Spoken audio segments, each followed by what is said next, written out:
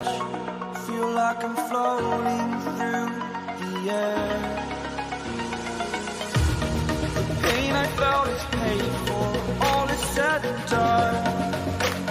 Oh, I am restricted, fixed upon the web. I need to kick the habit that my mind is breathing in. Break out, I've got to see. Spent all my life holding all of it closely. I played it innocent, a feel of discontent. I'm finally facing it all, fearless.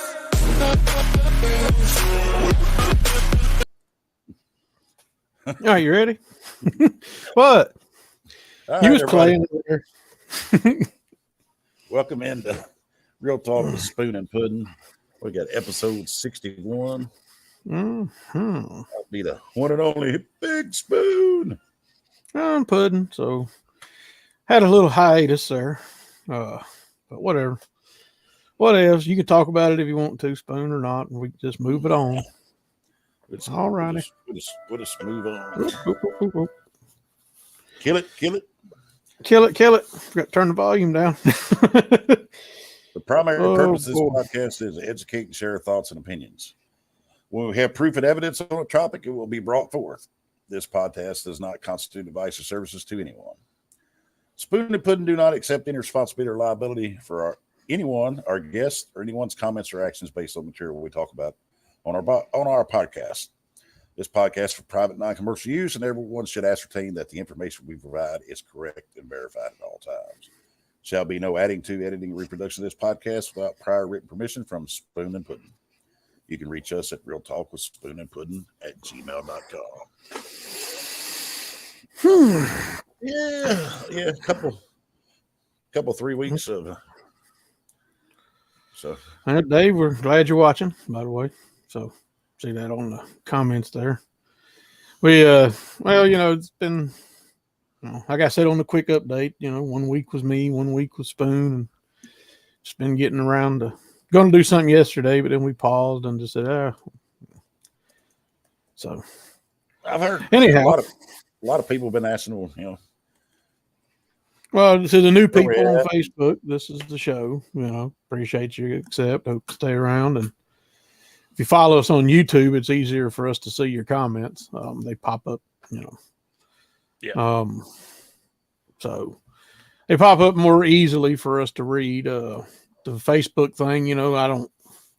It's over there on another phone, so we probably won't see your comments on Facebook. Follow, hit on YouTube. If you want to comment while we talk, it's easier to read. The Facebook was always, I hated that stream. It was always just, you had to have everybody, you had to all be friends. It was all hidden. It was weird. But anyhow, so what's going on, Spoon? You all right? Well, yeah, I find, a lot of people want to know where we've been, and then a lot of people want to know what we're going to talk about local stuff because we ain't talked local in a while. So I guess today we'll hit on. We'll touch on some local stuff for y'all. So, I mean, should we hold it for later, or you want to do it now? I was going to talk about a little bit about the meeting and the Mitchellville stuff and the water and the sewer. If you want to talk about that. Yeah, well, we had some, we did some accidental. Whoops, we got somebody, yesterday. Want me to show the pictures or you can show them. All right, there's the location we were at when we were driving back from Rylands in Franklin, Kentucky. That's where we were at on what is that, Woodland Road or whatever, just south of Mitchellville. Woods Road, just right off 259 Woods. Yeah, so just south of Mitchellville is where that little drop pin was, and then we took this photo of you can't really see it. It's got the emblem on it, but then you got the truck number there with the Portland plate. What is it? Let me pull it up on my phone here. It's truck. Oh, shit. Hold on. Should have been ready for this, but whatever. T163 putting in sewer lines up there in Mitchellville. Well, I think he was doing more water testing, but the point is, there was a thing. Yeah. They've been out there working for weeks, and in the meeting Monday night, Mitchellville wants 10 more sewer taps. So if you give them sewer taps, that means they get water. And in the last year, they've already got, well, they wanted 12 of 25, that's 37, then 10 more, that's 40. In less than a year, you've given 47. And I'm not trying to say anything bad about Mitchellville, but we have the city of Portland, the taxpayers, we have we have sewer and water outside the county, and we have residents that have sewer and water outside the city, but people inside the city limits don't have sewer. So this is the reason I bring that up.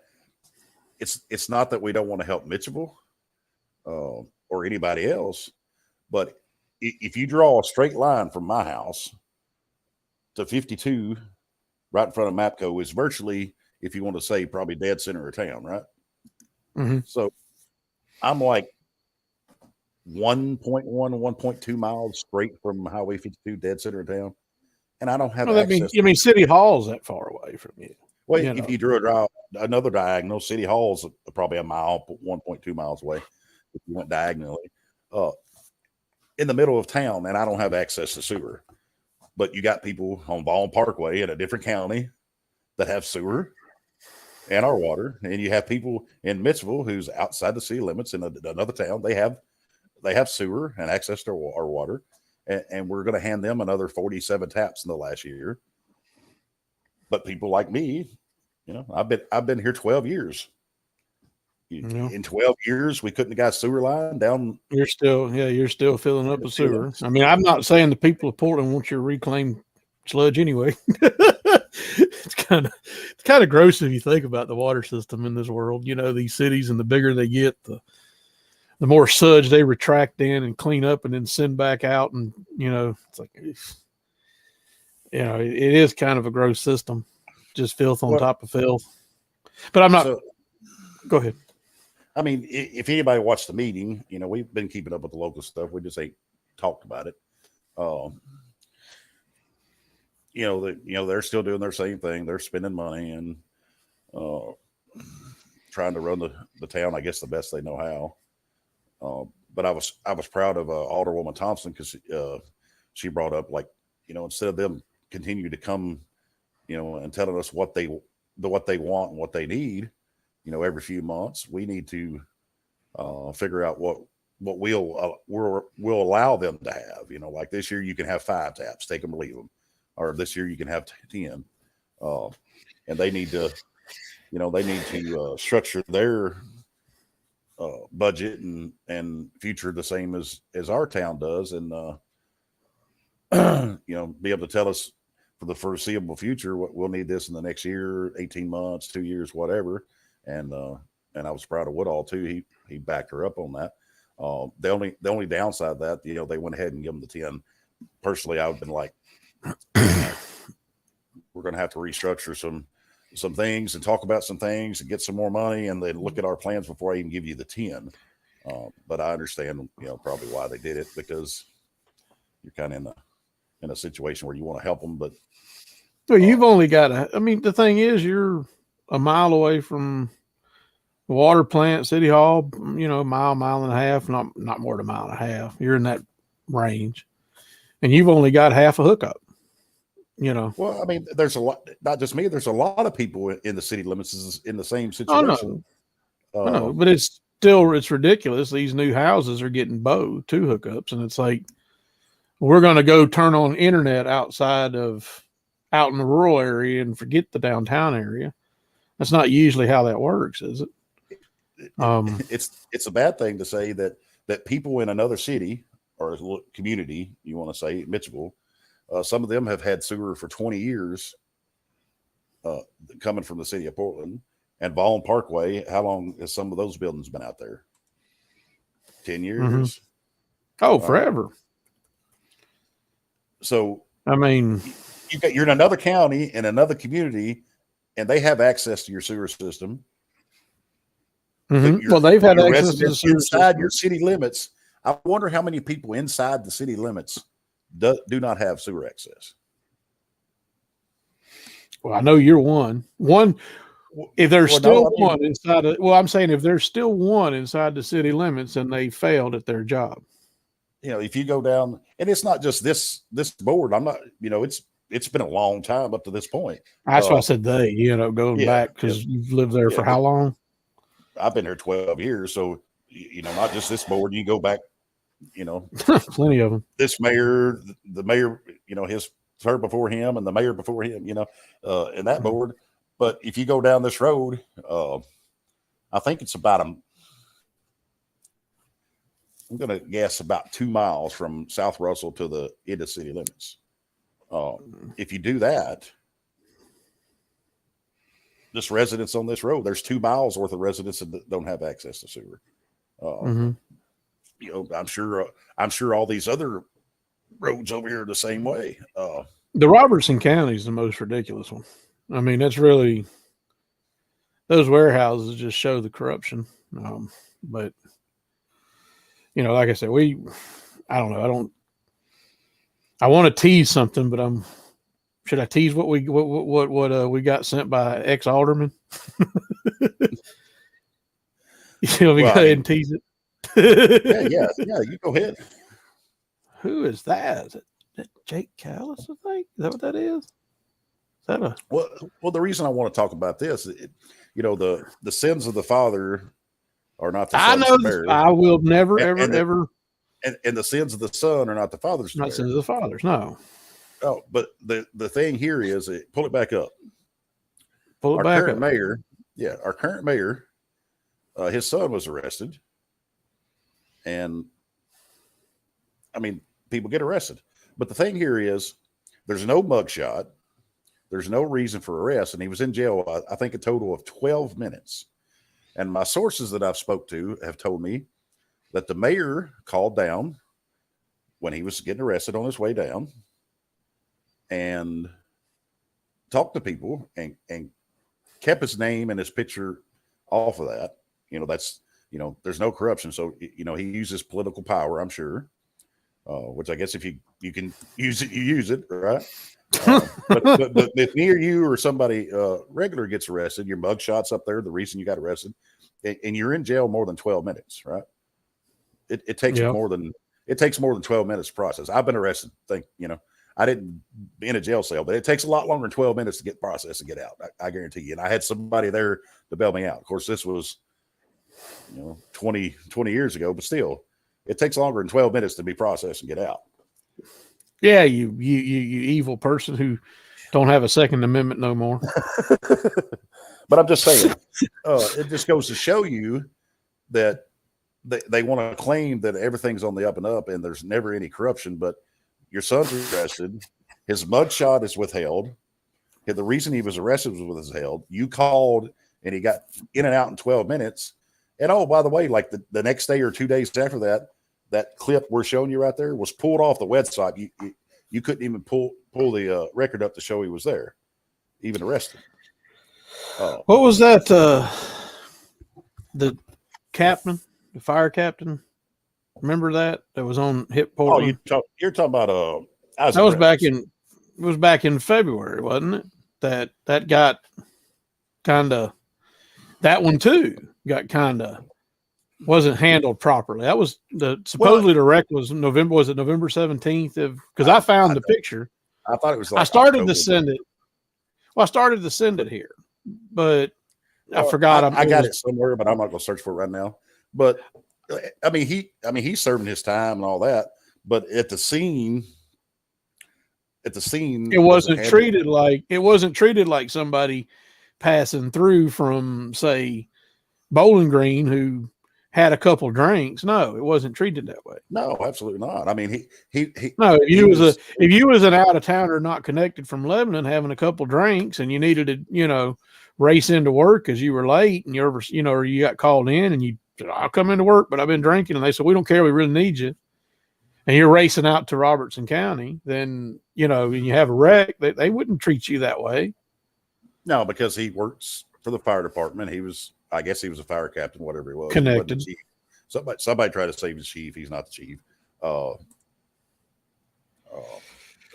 Everybody that I've talked to that was there at any part in time on that. Say they were consoling him, and you know, of course, their Tell them how friends, it's going to be okay, and you know, and all that. If it's anybody else, they're immediately in handcuffs. Like they didn't even put him in handcuffs. I mean, yeah, that's what it said on the post. You know, he was at the scene. They put, you know, they were consoling him. They were talking to him and making sure he was all right. Of course, I guess he probably would come to the realization of what he'd done. But the bad thing was, he was on the way to take his kid to school. I'm pretty sure. So he had his kid in the car when it happened.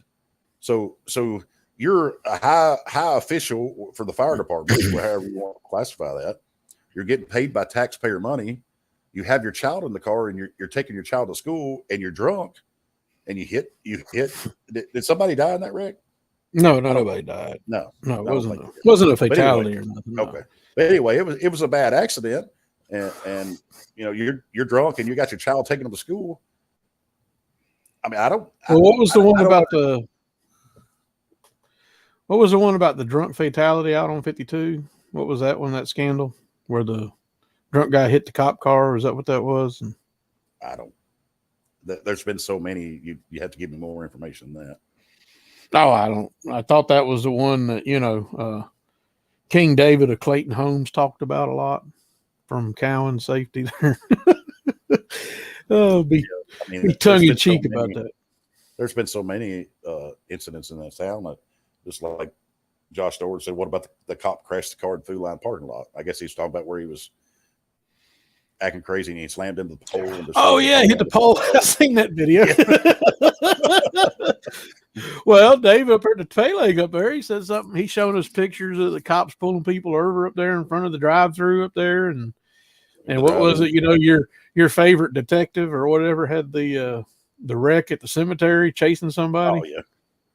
Yeah, it's like it's like they just don't give a shit. He was chasing when the rules tell him not. He's supposed to stand down, and he ended up crashing into the cemetery and destroying some headstones and police cars. Here, hold my mistress and watch this. Oh That's my bad. God. What? I hope he wasn't drinking. That's why I said, hold my mistress and watch this. I mean, I wouldn't go in there. We've talked about it. That. I know we talked about it. It's funny, but he has the wreck, chasing people, doing something he's not supposed to do, gets his mistress out of a DUI, and now he's promoted. That's how you get promoted. Be the biggest, cheat crook, and you get promoted. And I understand, according to your neighbor across our mutual friend, he said, we may be over exaggerating because he's seen so much corruption up in the big town of Chicago. Well, sure, there's a lot of corruption up there. It's a big town. He couldn't believe it when I told him, what was it, King? What was the old mayor? King? What did you call him? The last mayor. Oh, Wilbur? Yeah, Wilbur. Wasn't it Wilbur and the old police chief or something said that the per capita crime in Portland was the same as Chicago? I remember hearing that years back, like a decade ago, because I was driving through town. Somebody in town was telling me. I don't remember. When I was hanging out with an auctioneer guy who's got a business downtown or something, or his friends, and we were all chit-chatting one day, and they said, he tried to say the crime here is as bad as per capita, as bad as Chicago. And I looked, I said, y'all crazy. Yeah. I've been to Chicago. No. I mean, one of the Chicago wouldn't have gave chase. All right. Yeah. One of these places in the country, Chicago, who's a gun-free zone that has some of the most gun violence there is, Oh, I know. It's bad up there. But just like you were talking about, it's no different I'm going to sit here and say, I don't guess this is no different in the police field. How it seems like the corrupt cops are the ones that do stupid things over and over, get promoted. Well, they end up selling. But I mean, look at other lines of work. Usually, your crappiest workers, the laziest, the ones who don't get by with everything, they seem to rise to the top at that, you can pick whatever field you want. They seem to rise to the top and become the, bosses and everything too. So it's not just in that. No, I know it ain't just in that field. It's interesting we're on this topic about this because last night, for some reason, I was scrolling through on HBO Max and I hadn't watched it in over a decade. And when I watched it, a long time ago, it was American Gangster with Denzel Washington and Russell Crowe. I didn't like it back in the day just because, American Gangster and it doesn't fit in with the narrative of Goodfellas or Casino or Godfather or none of that. But I mean, there was elements of that in it, but it wasn't, fitting the same mold. But it was interesting watching it last night because, I mean, he was a good cop. He turned in $1 million they found in the trunk, almost $1 million. He turned it in, and everybody, all of a sudden, nobody wanted to work with him. His partner said, "I feel like a leopard because I let you do it, because they were expecting corruption, and that's where I say, here we are where the corrupt cops were rising in that movie where the good cops were being ostracized. And that seems to be the same thing in Portland. But then to hear Wilbur, an old police captain, whoever the hell he was, saying that per capita Portland crime is the same as Chicago, y'all assholes. I'm sure we should use taxpayer dollars and set y'all up on a projects month vacation up there in Chicago and let y'all figure it out. Because I've seen it. You know what I mean?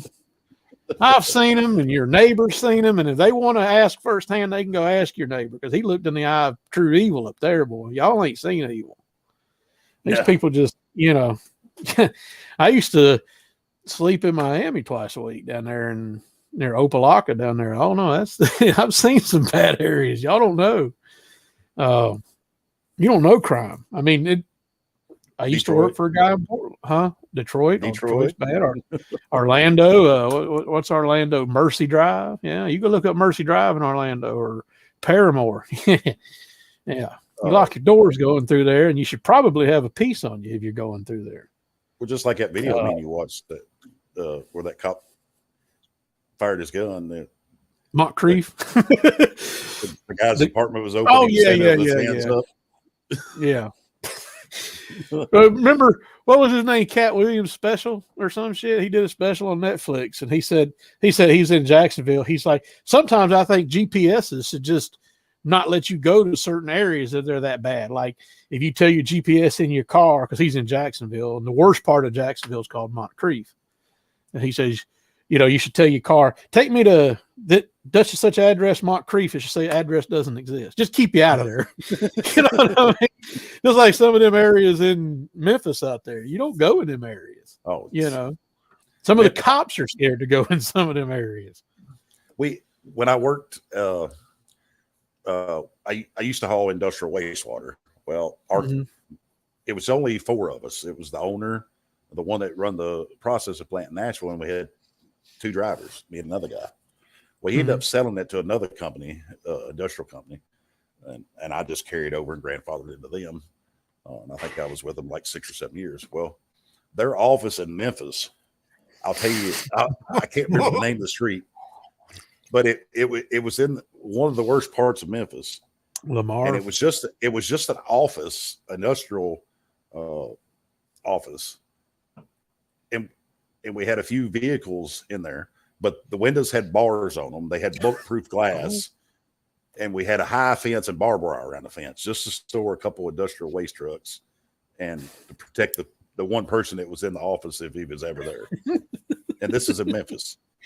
And I remember the first time I went down there, which I picked up water in bad places down there and drove a truck down there and doing other things. But the first time I went down there, when I punched the address into the GPS, I was like, I think I know where this is. And as soon as I got off the exit and made a couple turns, I was like, oh my gosh, I know exactly where this is. So quick funny story. I don't remember the name of the town. It was shit. So used to be up there in town, had a trucking company, and I drove his black Kenworth. Back in 13, I think 12, 13. I don't remember. It's been a while. Might have been 13 or 14. Anyway, motor blew up in the Kenworth, and I got hung out in Arkansas. And I pulled around, got back to the Kenworth. As I pulled in, the motor was blowing up. I mean, I heard a ticking noise coming out of the engine, and I got off the exit ramp, turned around. I did limp it into the Kenworth dealership, and the motor went down right there sitting in the lot. So I got it in there just in time. I seen the Kenworth signs. So I turned around. So anyway, they had to come get me, and then when it was time to go pick the truck up, me and him rode out to go get the truck, and he had his partner with him. Local guy lives out here in Cottontown, and we're riding back from Memphis or whatever, and we went out to get the truck, and then the motor wasn't completely fixed. So we're riding back, and I'm like, come on, man, let's have some barbecue. Let's have some Memphis barbecue. I want to try Memphis barbecue, see if it's all it's cracked up to be. So I talked him into getting off in Memphis and going down, and it wasn't a bad area. We've seen a lot worse. But his buddy, his partner that worked in the office, woke up and seen us downtown Memphis, driving through, and gets up and starts locking his door, and he's all frustrated, like, this is worse than Blythe and Gallatin. And I'm like, you local shit who ain't never seen nothing in your damn life. Blythe is the ghetto. What the hell? Blythe is soft. I'm sorry. That's soft shit compared to Memphis. You know what I mean? It'd be like just look at Trinity. Shit. Huh? I said it'd be like somebody in Portland riding down Strawberry Street going, oh, this is the scariest place ever. Oh my God, what the hell, man? Look at this, Section 8 housing. I'm gonna get shot. You're gonna get shot with what, a super soaker, you pussy? Oh my God. I was in Detroit one time, and we were supposed to have a lock on our truck. I was delivering food to those Cracker Barrel and Logan's and all those restaurants. That's what we delivered. But we was at a red light and look in the mirror, and they're throwing food out the back of the truck, the side of the truck, because we had side doors and back doors. And you didn't get out and confront them. You waited till the light turned on, and they would jump out. And we didn't make that mistake again. We put locks on it, but some of them, if you stayed there long enough, they'd cut your locks off and jump up in there. Yeah. No, it's, there's a lot of bad areas out there. We are, like I said, according to your neighbor, we're kind of lucky here. It's pretty relatively quiet and calm. I'm sure we are. But again, what's Wilbur and what I'm saying is what is Wilbur and the police captain calling Chicago crime comparable to Portland for? Because they want to ensure job security, get more money, or, be able to, cordon off more funds, But the thing is, you're talking about a jaywalking ticket compared to probably a light felony. You know what I mean? Yeah. If you're counting per capita here, I don't buy it. But anyhow, we still, a lot of questions around this arrest. And if anybody's got any information on it, but do share. We'd love to know, wouldn't you? If anybody knows how or what he done to get arrested or how he got out so quick, definitely not because of his last name, correct? Oh, no. No, it had nothing to do with the last name. The last name didn't get him out. Didn't have nothing to do with what position the daddy holds. No. No. There wasn't no political favors. So the last topic that I want to talk about, and I'm not going to harp on it too much here. It's local and national. So I recently quit my job as of Tuesday morning. You bum. Companies here in Portland, huh? I said you bum. Bum, yeah, whatever. Move somewhere else. So I've gone back through my records. I thought about talking about this for months. I even told you months ago I wanted to talk about it. I wanted to call it, it rhymes with Second Fleet, just one above, or one before. Can I call him now out? That I don't work for him? I don't work for him. Yeah, you could, but I don't work for him now. I resigned. The First Fleet with the red trucks? First Fleet with the red trucks. And there's a ton of them that drive through Portland and all over this country. But they have a policy in the handbook about social media policy. You can be written up all the way, including termination, if you talk about them on social media as an employee. That should, that's a red flag to people out there. So this was, I started working for them in October last year. And as I said, Tuesday I went in, and I think it was May 9th. I have the video. I got a 13-minute and 3-second video of the manager at First Fleet. So back in December 9th, I'll show you this. This is the email here that came across on the computer. Hello, drivers. The split sleeper berth status is going away this Sunday, 12/11. We are making this change because of driver safety and fatigue. All right. Drivers often use this status incorrectly and go off duty to extend their 14-hour clock, even if they DON. You know, it's don't, but I don't know how that shit happens. Go into the sleeper. Our leaders have decided to remove this hours of service status to help keep you safe and limit driver fatigue. Split sleeper berth status will be taken off all tablets starting this Sunday, December 11th. Tim Loudon, December 9th, 2022, 13:14 Central Standard Time. So underneath, you can see my smart aleck reply about, I've always got a little smart alecky thing to say. Now, for those of y'all not in the trucking industry, I'll share this. This is an article I found the other day. Sent it to the manager, Pete. So I sent this article. It's from the FMCSA enforcement about 14-hour clock under new regs. Now, in September 29th, 2019, new regulations went in place that pause your sleeper berth or pause your 14-hour clock. So your 14-hour, yeah. So your 14-hour clock can pause if under the old regulation, September 28, 2019, your clock, once you started it, 14 hours, it ran out all the way. Just which now sucked. It's stupid. Oh, we dealt with it for almost a decade, didn't we?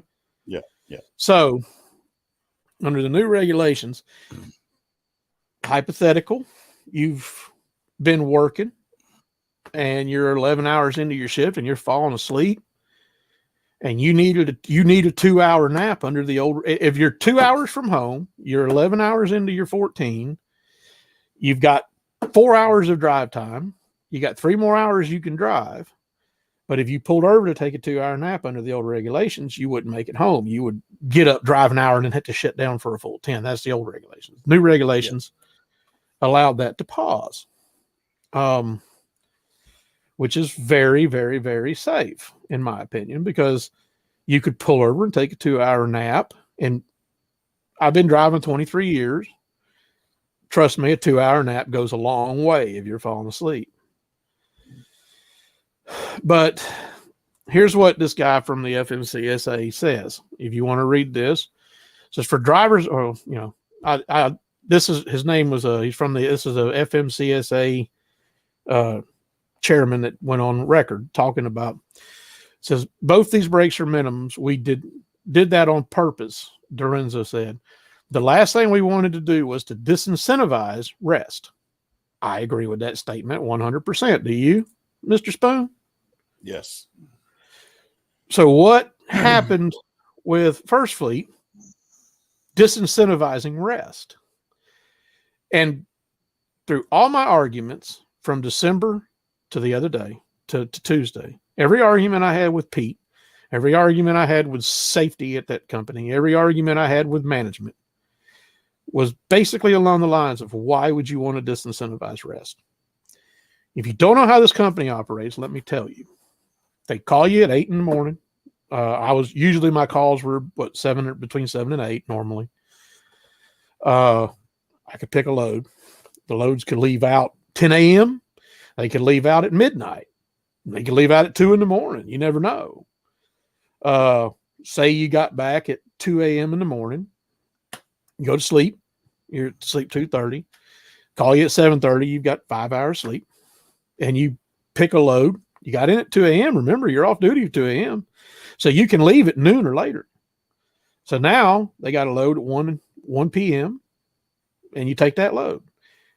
Can you fall? And you don't fall back asleep. So you've been awake since they called you with 5 hours of rest. Get on the road at 1 a.m. You're driving, or 1 p.m. Rephrase that. You got a 14-hour clock. Means you can drive all the way until 11 hours drive. 3 hours. 11 hours of driving. 11 hours of driving. 14. 3 hours on duty. So if you just drove and that was it, which Well- truck drivers do more than drive. Oh no. They've got 8-10 stop loads, going up to Louisville that'll take you 13 hours to get done. Right. Plenty of those. Say a Cincinnati run that's got 8 stops, 7-8 stops. So you take off, your clock says you've got plenty of hours, but corporate at First Fleet and their safety department, all of them, every damn one of them, don't care that you got up at 7:30, went to work at 12:30, and you're working till 2:30 without any kind of nap. They don't give a shit. They did not care. And you either had to push, slap your face, drive unsafe to get home, or sit on the road for 10 hours. And when you sit on the road for 10 hours, they didn't pay you for it. You just lost that time. So now you fall asleep at midnight. You wake up at 2. Under the federal regulations, that pauses your clock. You should be able to drive on in, get back in, say 4:30. Nothing wrong with it. Completely legal according to the Fed, not according to First Fleet. And then you got to listen to management say, we're being safer than federal regulations. That is just gaslighting on another level. And you're a dangerous they're not being company. safer because No. It's whole reason gaslighting. the whole reason the FCMSA changed Their whole job, the whole job of this organization is to make it safe, right? Yeah, and the whole reason they changed it to where you could use and stop the 14-hour clock so you could take a nap and get more rest was because it was safer. Yes. So for a company to take that away from you and force you to drive sleepy so you can get home, and they'll say, we're not forcing you. You can stop and take a 10-hour break. You can stop and sleep. But if you're 2 hours from home, if you're 2 hours from home and you're not going to get paid for those 10 hours, 90% of your drivers are going to do what? They're going to drive tired to get the hell home. They're going to drink coffee. They're going to get out. They're going to jog around the truck. They're going to, if they smoke, they're going to let the cigarette burn down into their fingers or whatever and get their fingers hot trying to keep them awake. You'll use the pull and stop technique. We won't get into that. Oh, come on, man. Tell them No, what the we pull won't and stop. Oh, No, come on. we- You might help somebody make it on a long vacation to Granny's house. We won't get into that. But anyway, some of their excuses was like, like Oh, they all talk their about. excuses was gaslighting. Go ahead. Sorry. Well, one of the excuses what they use about other companies that do that, and Oh, one of the biggest Walmart. No, ones- see, here's the thing, because I called in and argued with them, and I said, well, name me another big company that does this, and they said Walmart. And I said, well, that's a bad example because Walmart pays you to stay in the sleeper. If you sit in the sleeper for 10 hours, Walmart pays you. I mean, there's a pay schedule for that. The company I'm currently thinking about, they pay $60 to take a 10-hour break on the road. First Fleet didn't. You're not paying. Yeah, you So- can't use Walmart as an example when you get paid by the hour to sleep.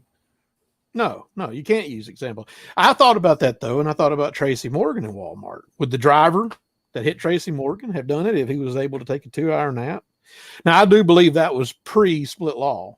You know what I mean? But to think about post-split law for Walmart to disallow it, so Walmart and First Fleet, both of you are, I think, culpable in a way, or partially responsible if a driver in one of your sleeper trucks wrecks a truck falling asleep or hits someone falling asleep. And this little town of Portland has a heavy amount of First Fleet trucks and trailers running through downtown. You sitting downtown for 15 minutes to watch that road, you'll see one, maybe two. I mean, there's a lot of them here. And to think This is that one that of driver, the biggest small towns for truck traffic, not just the local, it's just constant truck traffic. I know, but to think the about thing- a driver on a 8-stop Atlanta, under the scenario I gave earlier, same as Cincinnati, 8-stop Atlanta, he's got 30 minutes left on his 14. He woke up 5 hours early. He wasn't able to stop down there in Chattanooga at the rest area. He wasn't able to stop at Mont Eagle, take a break at the pilot up there. You know what I mean? Not If he because did get that, he home. would. It's lost wages. What I meant to say was, okay, so you're going to get back at 2:30. or 3:30 or whatever. And then you're back in line for another call at 7 to 8 o'clock in the morning. They'll call you. They don't give a shit that you've only been home for 5 hours. They don't care. So they'll call you. They'll give you another load. And, now you're up again. They don't give a shit about interrupting your sleep there. Don't give a shit about that. Now, like I said, whatever it is, it is. But if you stay the 10 hours on the road because they've disallowed something that's perfectly legal and perfectly allowable per federal regulations, you stay next 10 hours on the road, you get back, you missed your call. You don't get a load that night. So not only did you not get paid for being in the sleeper, but you also didn't get paid because you missed another load. So 2 issues, not 1, 2, for trying to do the right thing and taking a nap because you were tired and you're tired and you need to stop. You get punished twice by First Fleet. That's why I can't work for them no more. And I got all the text messages, and I'm thinking about doing like just a separate video without Spoon and showing, just releasing it all. If you're an attorney or you're somebody who's been in a wreck with First Fleet, or if you got a case against First Fleet, I want this to be a record for you to use this as I'd be a witness if you wanted me to. I could care less about that company. I can't believe they did the shit they did. And again, what it comes down to, if you read this email right here that I got, for the record, laziness. It's laziness. They didn't want to edit it. What they didn't want to do for the drivers who weren't using it properly is they didn't want to edit it. They didn't want to offer training. They didn't want to turn it back on. They didn't want to pick who turned it on and who they turned it off on. They didn't want to leave it on for everyone. They just blanket everyone. Baby in the bathwater, right out the window. You know what I mean? You sure they don't work for the federal government? That's kind of like saying, well, this guy don't know how to use a weapon right, so we're going to take weapons away for everybody. I have 5 children. That'd be like me if I had one that would go in there and crap on the floor all the time, going, okay, nobody can use the restroom. Nobody, because one don't know how to do it. Everyone poop on the puppy pad. You know what I mean? Yeah. Y'all got to poop on the puppy pad because one of you decided to do it, or 2 of you. Yeah, I mean, hell, even if you had 3 of your 5 kids, pissing on the toilet. Well, okay, you got what? 2 boys? 2 boys. So one boy pisses on the toilet seat, and then all the boys are supposed to sit down and pee. Is that what Braxton's got to sit down and pee because, sorry, I shouldn't. He's got to sit down and pee because of the younger one, right? Yep. You know what I mean? Don't make no sense. But again, it's just laziness. It's laziness on their part. And it's been a problem, and I've been dealing with it. And Spoon, I've been biting my tongue for months wanting to unleash on them here. What? Because if anybody don't understand, before, well, we used to have split logs. They took the split logs away. I say took them away. They modified the split log, but even before that, our 14-hour clock didn't stop. So put this scenario. Yeah, if you needed a nap, if you started at noon to deliver a load, all right, and say you got stuck in traffic at 6 p.m. for a wreck and sat there for 4 hours. Yep. All right. You started working at noon. You're at 10. You're at 10 p.m. now, but you've lost 4 hours for the road. All right. You still only have 4 more hours to work. All right. Even if you got 6 hours of drive time. Yeah. Even if you got 6 hours of drive time, you can still only work 4 more hours because you lost those 4 hours. Mm-hmm. In that old scenario, it was just you were done. But in the scenario where they changed it, it was at that point you could have pulled off the road, even if it was on the shoulder, went off duty or on sleeper for 4 hours, took a nap, and your clock would stop. So you still when that accident happened, you was down to 8 hours, all right, on your 14-hour clock. Once you went off on the side of the road and went off duty and took you a nap, it stopped that 14-hour clock. So when you woke up and the traffic was cleared, you still had 8 hours. All right. So his company took that away to where, it's just it's on a level. You can't use what's going to make you safe and for you to get rest. You can't stop your clock. We're going to keep your clock moving because, like he said, we're going to punish you twice. You're going to get hung out in that truck for 10 hours that we don't have to pay you for. And oh, by the way, you got in 10 hours later. You got in. So you don't get a load for a day, so you get 2 days without pay. Yeah, you got in at noon, and we already gave all the loads away at 8 a.m. So, now you just go on home and sit with your finger in your ass and not get paid for it. It's on a Bud Light Dylan Mulvaney woke, level of stupidity at this point, And the whole reason they done it is because the drivers who did what Mr. Spoon just said and pulled off on the side of the road, went in the sleeper, took a 4-hour nap, paused the 14-hour clock, accessed the rest of their time, drove on in, no problem, got in at 6 a.m. They would get off to the truck. They would log out off duty instead of going to the sleeper. That was what it was about. They would go off duty for a full 10, which I don't think is illegal. Now, I might be wrong, but I don't think it's illegal. But they said if you used the split, your next 7-hour period must be sleeper berth. So teach the driver that and let him put it in edit the stupid log to the sleeper berth when he comes back to the truck. If he went off duty for 10 hours, or I say yes. I say if when you got back and you were off for over 10, you don't need that 7 hour. That's the way I read the rules. Well, if you go off duty for 10 hours, it resets your clock. That 7 hours doesn't matter anymore. No, I know. Because the clock's reset. You didn't need the 7-hour sleeper berth to reset the clock because you had a 10, which I think is completely legal and allowable, but not according to the way they read the regulations, not according to traffic that got me hung out. I mean, there was so much. That's why I'm thinking about just doing one video with everything, just unloading all the dirty laundry, because trust me, and I'll segue into a national thing about Neuralink. Okay. Knowing what I know now about the trucking industry and how we've gotten here with these computer e-logs, where you've got a guy in an office or a manager who's got a college degree and he knows more. He got a college degree, so he knows more. Never set his ass in a seat. No, these people over here in safety never set their ass in the seat, never drove a truck. They're telling you what the regulation reads or how it's worded or how they interpret it. And they can just interpret it however the F they want to and just screw you.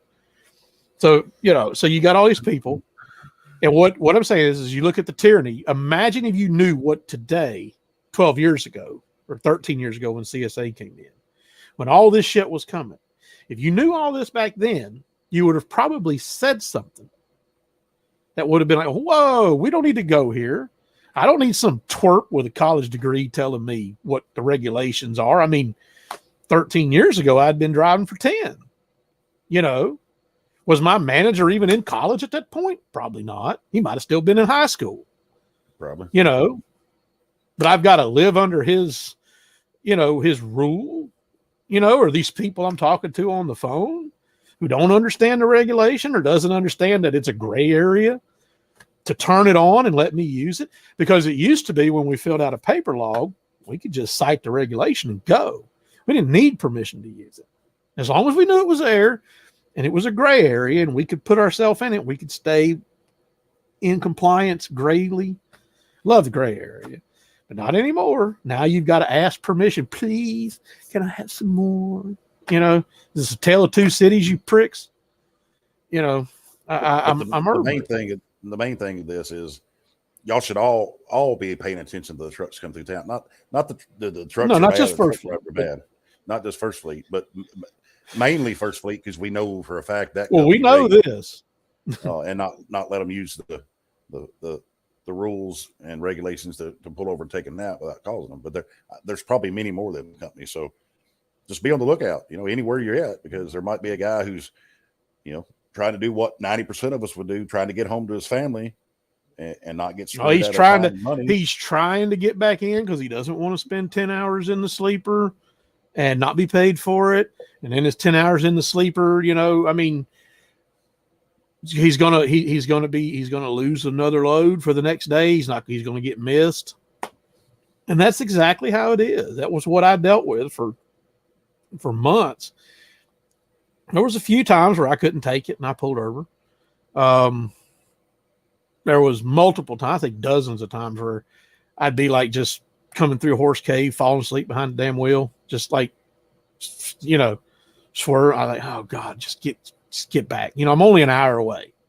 Just get back. You know, I shouldn't be dealing with that as a driver. Not in 2023. You know what I mean? Not when there's a safe space for somebody who wants to identify as some other sex. Balloon heads.